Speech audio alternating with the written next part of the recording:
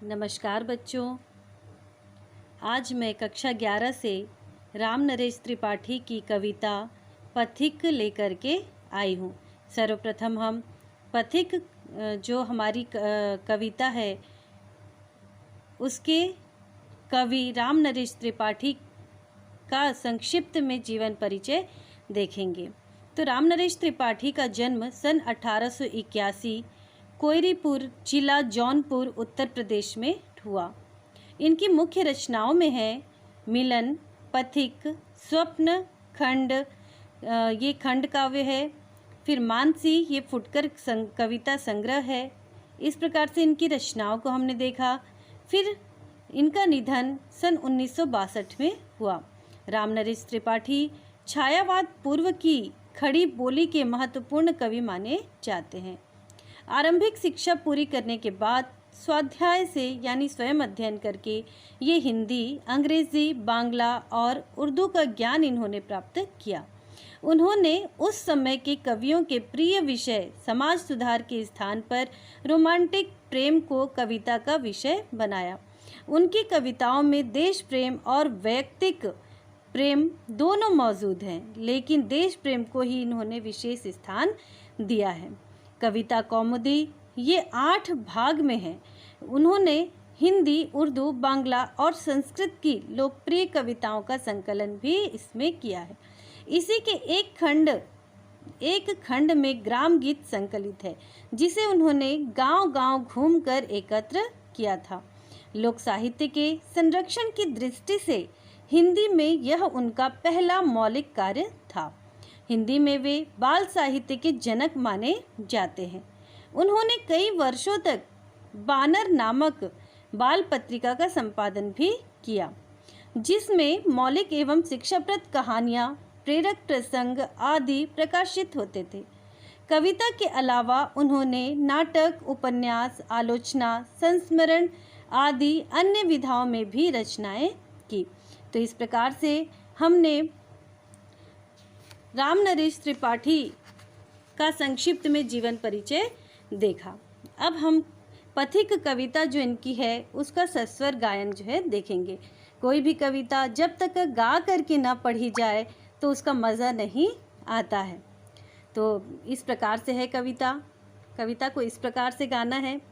प्रतिक्षण नूतन वेश बनाकर रंग बिरंग निराला, रवि के सम्मुख थिरक रही है नभ में वारिद माला।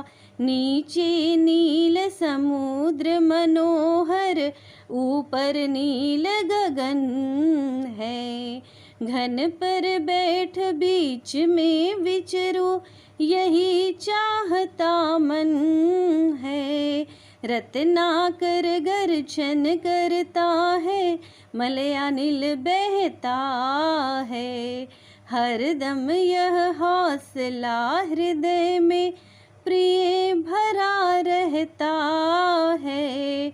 इस विशाल विस्तृत महिमा में रत्नाकर के घर के कोने कोने में लहरों पर बैठ फिरूं जी भर के। निकल रहा है जल निधि तल पर दिनकर बिंब अधूरा। कमला के कंचन मंदिर का मानो कांत कंगूरा। लाने को निज पुण्य भूमि पर लक्ष्मी की असवारी। रत्नाकर ने निर्मित कर दी स्वर्ण सड़क अति प्यारी। निर्भय दृढ़ गंभीर भाव से गरज रहा सागर है। लहरों पर लहरों का आना सुंदर अति सुंदर है। कहो यहाँ से बढ़कर सुख क्या पा सकता है प्राणी। अनुभव करो हृदय से है अनुराग भरी कल्याणी। जब गंभीरतम अर्ध निशा में जग को ढक लेता है, अंतरिक्ष की छत पर तारों को छिटका देता है।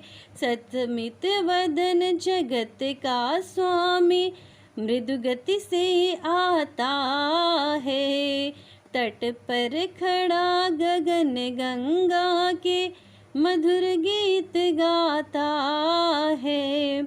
उससे ही विमुग्ध हो नभ में चंद्र विहस देता है। वृक्ष विविध पत्तों पुष्पों से तन को सज लेता है। पक्षी हर्ष संभाल न सकते मुग्ध चहक उठते हैं। फूल सांस लेकर सुख की सानंद महक उठते हैं। वन उपवन गिर सानुकुंज में मेघ बरस पड़ते हैं। मेरा आत्म प्रलय होता है, नयन नीर झरते हैं। पढ़ो लहर तट तृण तरु गिर नभ किरण जलद पर प्यारी। लिखी हुई यह मधुर कहानी विश्व विमोहन हारी। कैसी मधुर मनोहर है यह उज्ज्वल प्रेम कहानी। जी में है अक्षर बन इसके, बनो विश्व की बानी। स्थिर पवित्र आनंद प्रवाहित सदा शांति सुख कर है। आहा प्रेम का राज्य परम सुंदर अतिशय सुंदर है। प्रतिक्षण नूतन वेश बनाकर रंग बिरंग निराला। रवि के सम्मुख थिरक रही है नभ में वारिद माला। नभ में वारिद माला। तो इस प्रकार से हम जो है कविता को गा करके पढ़ सकते हैं, और गा करके पढ़ने में बहुत ही मज़ा आता है, बहुत ही रुचिकर लगता है। तो आप लोग भी एक बार प्रयास करके देखिएगा बच्चों, पढ़ करके देखिएगा, लय में बहुत ही मज़ा आएगा। और इसका इन पंक्तियों की सप्रसंग व्याख्या जो है हम अगले वीडियो में देखेंगे, अगले पार्ट में। धन्यवाद।